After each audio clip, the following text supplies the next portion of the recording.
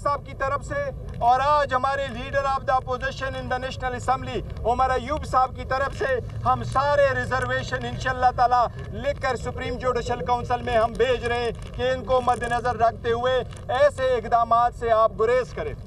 ججز اس انیشل ابتدا سے ان کو متنازعہ برائے مہربانی نہ بنائے۔ یہ وقت ایسے ڈیسیجن لینے کا نہیں ہے، یہ وقت ہے سپریم کورٹ کے ایک اہم فیصلے کو امپلیمنٹ کرنے کا۔ اس کے ساتھ ہی ہم نے فیصلہ کیا ہے اور ہم شکریہ ادا کرتے سارے وکلاء تنظیموں کے، وکیلوں کے، ان پولیٹیکل پارٹی نے کہ جنہوں نے اڈہاکزم کے خلاف آواز اٹھائی اور جنہوں نے پاکستان تحریک انصاف پہ بین لگانے کے خلاف بھی آواز اٹھائی ہے۔ پاکستان تحریک انصاف 70% پاکستانیوں کی ترجمان جماعت ہے۔ اس پہ کوئی بھی پابندی حکومت کے ختم ہونے کی طرف کاؤنٹ ڈاؤن ہوگا۔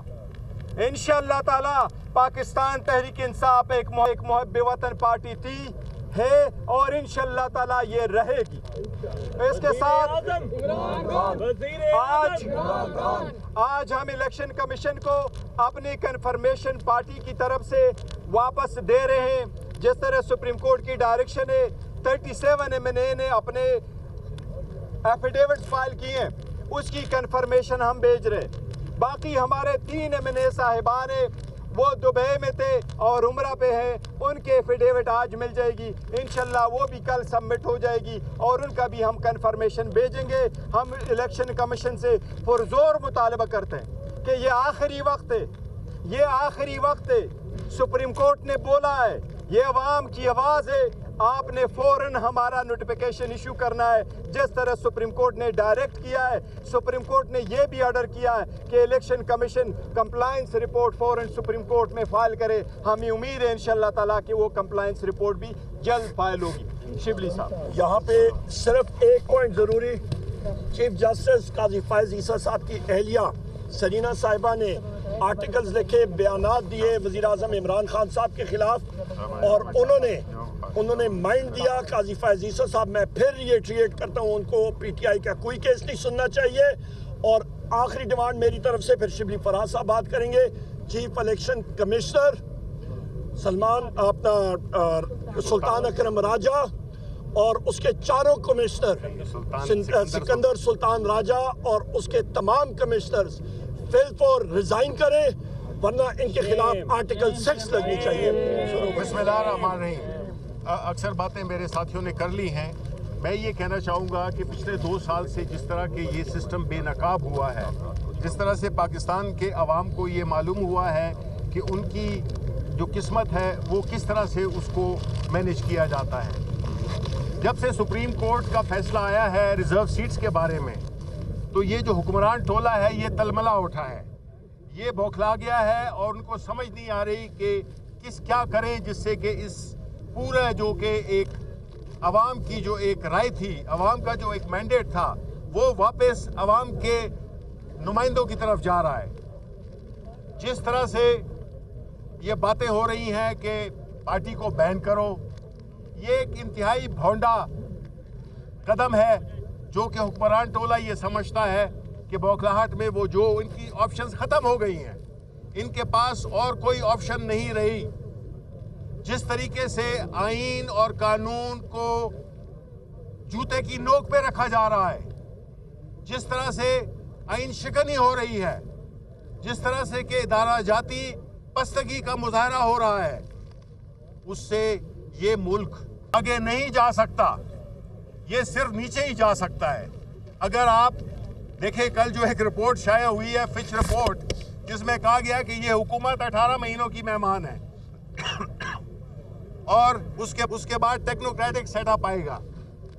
دیکھیں، ہم اس ملک کے ساتھ مزید کھلواڑ کرنے کے متحمل نہیں ہو سکتے۔ یہ ملک کسی ایک طبقے کا نہیں ہے، اور عوام اس لیے نہیں ہے کہ وہ صرف ٹیکس دیں، وہ اپنے پیٹ کاٹ کر اور بجلیوں کے بل ادا کرے، وہ اپنے بچوں کو اسکول بھیجے، وہ اسپتال بھیجے۔ یہ ساری فیسلٹیز، یہ ساری مراحت جو تھی، جو کہ ایک مڈل کلاس یا غریب طبقہ افورڈ کر سکتا تھا، اب وہ بھی ان سے چھین لیا گیا ہے، اور ابھی خرابی مزید آگے آنے والے مہینوں میں ہوگی، بجلی مہنگی ہوگی، चाहे बिजली हो, बाकी अशिया, इन्फ्लेशन हो, पेट्रोल, सब कुछ ये नामुमकिन बना रहे हैं पाकिस्तानी अवाम के जीने को। और मेरी रिक्वेस्ट होगी जो भी सहाफत से मुंसलिक है वो इन चीज़ों को देखें। ये आने जाने वक्त है, इसमें सिर्फ सेठों की बात ना सुने, अवाम की नुमाइंदगी करें, अवाम के मसाइल को आगे करें, उजागर करें।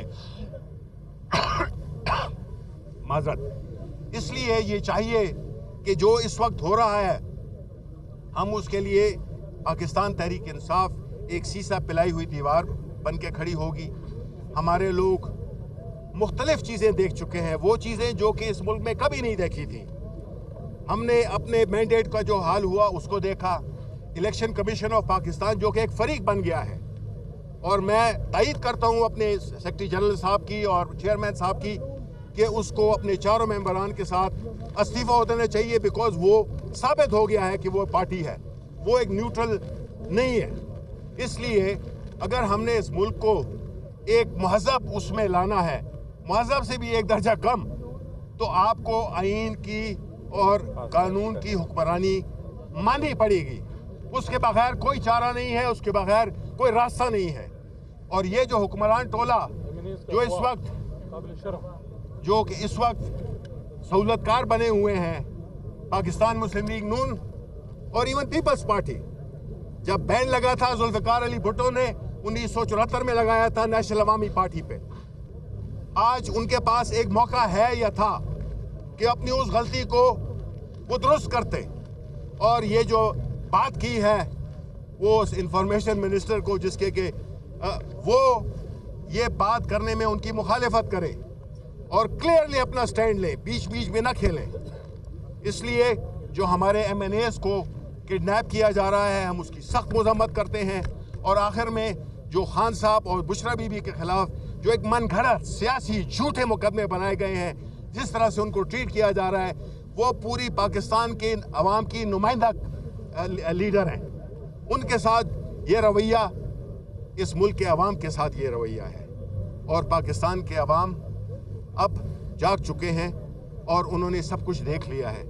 इसलिए हमारी ये रिक्वेस्ट होगी कि अभी भी होश के नाखुन लें, आइन पे और कानून की अमलदारी पे काम करें। इसके सिवा कोई चारा नहीं है, वरना केओस है, एनार्की है, उसके अलावा कुछ भी नहीं है। बहुत शुक्रिया।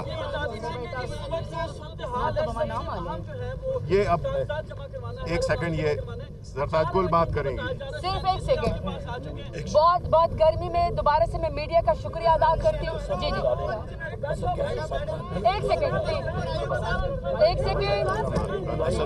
मीडिया का शुक्रिया अदा करते हैं कि आप दोबारा से धूप और गर्मी में हमारे लिए खड़े और हमारी बात को आप पहुँचा रहे हैं। मेरी सिर्फ आपकी दो बात है, दूसरे मैं चाहती हूँ कि अलामा नासिर साहब भी आपसे बात करें, साहबजादा साहब भी आपसे बात करें। PTI को बैन करना दीवाने का ख्वाब है। दीवाने सिर्फ सड़कों में गलियों में नाचते फिर सकते हैं, पर प्रैक्टिकली कुछ नहीं कर सकते हैं। आगे बढ़ते को अहम खबर देंगे। खैबर पख्तूनख्वा असम्बली का इजलास कल बुलाने के लिए रिक्विजिशन जमा, वज़ीर कानून KP और दीगर अराकीन ने रिक्विजिशन जमा करा दी है। आपको अहम खबर दे रहे हैं, खैबर पख्तूनख्वा असम्बली का इजलास कल बुलाने के लिए रिक्विजिशन जमा करा दी गई। वज़ीर कानून KP और दीगर अराकीन ने रिक्विजिशन को जमा करवाया है। अपडेट कर रहे हैं इस हवाले से आपको कि खैबर पख्तूनख्वा असम्बली का इजलास कल बुलाने के लिए रिक्विजिशन जमा करवा दी गई है और वज़ीर कानून KP और दीगर अराकीन ने ये रिक्विजिशन जमा करवाई है। खैबर पख्तूनख्वा असम्बली का इजलास कल बुलाने के लिए रिक्विजिशन जमा करवा दी गई है, जहां पर वज़ीर कानून KP और दीगर अराकीन ने रिक्विजिशन जमा करवाई।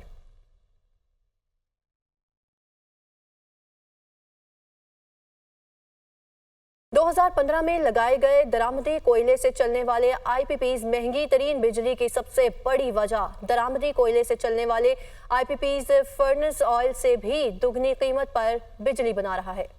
दरामदी कोयले से इस वक्त 60 रुपए फी यूनिट बिजली पैदा हो रही है। इसी पर बात करेंगे। अदील बड़ाइच हमारे साथ मौजूद हैं। अदील, बताइएगा। जी, इस वक्त मुल्क में महंगी तरीन बिजली पैदा करने की सबसे बड़ी वजह इंपोर्टेड कोयले से चलने वाले पावर प्लांट्स हैं। جو 2015 کی پالیسی کے تحت جو ہیں وہ لائے گئے تھے، اور ان پاور پلانٹس میں جو 3 پاور پلانٹس ہیں جس میں 1320 میگا واٹ کا ساہیوال پاور پلانٹ ہے جو کہ امپورٹڈ کوئلے سے چلتا ہے، 1320 میگا واٹ کا پورٹ قاسم کا پاور پلانٹ ہے، یہ بھی امپورٹڈ کوئلے سے چلتا ہے، جبکہ 1320 میگا واٹ کا ہب بلوچستان پاور پلانٹ ہے جو امپورٹڈ کوئلے سے چلتا ہے۔ یہ تینوں پاور پلانٹس جو چینی پاور پلانٹس ہیں یہ امپورٹڈ کوئلہ اور اس کی جو ٹرانسپورٹیشن کاسٹ جو کہ جنریشن کاسٹ میں جا کے ریفلیکٹ ہوتی ہے، اس 60 روپے فی یونٹ بجلی ان پاور پلانٹ سے پیدا ہو رہی ہے، اور اس وقت جو مہنگی ترین بجلی کی بڑی وجہ جو ہے وہ امپورٹڈ کوئلے کے یہ پاور پلانٹس بن چکے ہیں، جن سے بجلی خریدیں یا نہ خریدیں، جو اب تک اپنی 50% کیپیسٹی سے اوپر بھی نہیں جا سکے، لیکن ان کو 100% ادائیگیاں کرنی پڑتی ہیں ان آئی پی پیز کو، اور اس وقت ان کا صرف ان پاور پلانٹس کا جو کہ کوئلے سے چلنے والے پاور پلانٹس ہیں، ان کی سالانہ کیپیسٹی پیمنٹ 700 ارب روپے تک پہنچ چکی ہے، جو کہ بنیادی طور پہ صارفین کو ادا کرنی ہے، اور یہ جو پیمنٹ ہے کیپیسٹی پیمنٹ 700 ارب روپے کی، یہ سب سے زیادہ کیپیسٹی پیمنٹ ہے جو دیگر تمام آئی پی پیز کے ساتھ کمپیئر کیا جائے تو یہ سب سے زیادہ ہے۔ اور یہ جو پاور پلانٹس جو امپورٹڈ کوئلے سے بجلی پیدا کر رہے ہیں، یہ جو ہم کہا کرتے تھے کہ فرنس آئل سے مہنگی ترین بجلی پیدا ہوتی ہے، تو یہ فرنس آئل سے بھی دگنی قیمت پر بجلی پیدا کر رہے ہیں، 100% سے بھی زیادہ یہ جو بجلی پیدا کرنے کی کاسٹ ہے۔ ایک اور خدشہ جو ہے وہ جو ماہرین آنے والے دنوں میں جو ایک اور خدشے کی جانب اشارہ کر رہے ہیں کہ جو 60 روپے فی یونٹ کاسٹ ہے ان امپورٹڈ کوئلے سے چلنے والے آئی پی پیز کی، یہ 100 روپے کو بھی کراس کر سکتی ہے، اور وہ الٹیمیٹلی ایک عام صارف کو ادا کرنا ہے۔ تو جو انرجی کی جو باسکٹ ہے اس میں جو سب سے بڑا بوجھ ہے جو اس کو بھی ختم کر دیتا ہے، ہائیڈل سے بننے والی سستی بجلی کو بھی، جو متبادل توانائی کے جو دیگر ذرائع ہیں ان سے پیدا ہونے والی جو بجلی ہے، سستی بجلی ہے، اس کے امپیکٹ کو بھی ختم کر دیتا ہے۔ اس کی سب سے بڑی وجہ جو یہی امپورٹڈ کوئلے سے چلنے والے پاور پلانٹ ہیں۔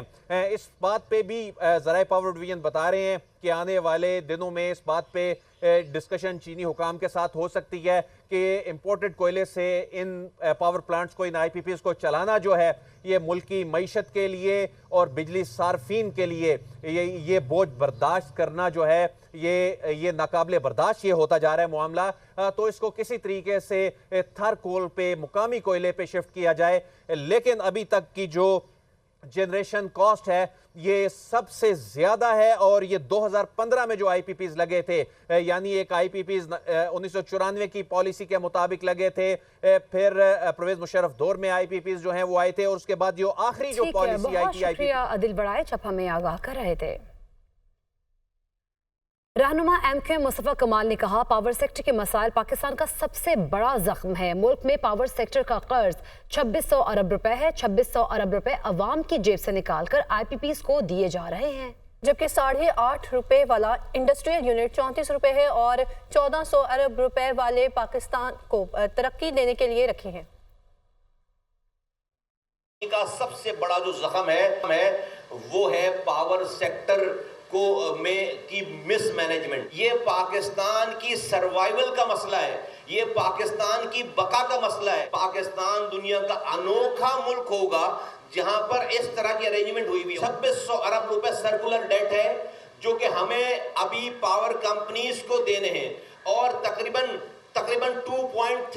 2.3 سمتھنگ کے قریب گیس والوں کا سرکولر ڈیٹ ہے، یہ تقریباً 5,500 ارب روپے۔ آج بجلی نہیں ہے، بل آ رہا ہے۔ مزے کی بات ہے کہ پاکستان میں ضرورت سے زیادہ بجلی موجود ہے۔ انڈیپینڈنٹ پاور پروڈیوسر جس کو ہم آئی پی پیز کہتے ہیں، آئی پی پیز 40 ہے اس ملک میں، ٹوٹل ان کی جو بجلی بن رہی ہے وہ 45,000 میگا واٹ ہے۔ بجلی پرووائڈ کرنے والے ادارے ہیں 20 پاکستان میں، 19 سرکاری ہے، ایک پرائیویٹائز ہے، کہ الیکٹرک پرائیویٹائز ہے، ان کی بجلی سے چوری ہو رہی ہے، اور جو ان کو لائن لاسز آ رہے ہیں، ان کو اپنے پروفٹ کو انٹیکٹ رکھنا ہے تو یہ بجلی دے ہی نہیں رہے۔ اب جب یہ بجلی بچاتے ہیں اور جب یہ نہیں دیتے تو وہ جو آئی پی پیز ہیں ان کے پاس جو کیپیسٹی ہے فرض کریں 45,000 میگا واٹ کی، اور وہ 20,000 میگا واٹ بجلی بنا رہے ہیں، تو وہ جو 25,000 میگا واٹ बिजली नहीं बना रहे, हुकूमत का उनके साथ मुआहदा है कि उस 25,000 मेगावाट बिजली नहीं बनाने के पैसे देंगे उनको। ये जो आपका बिल आता है,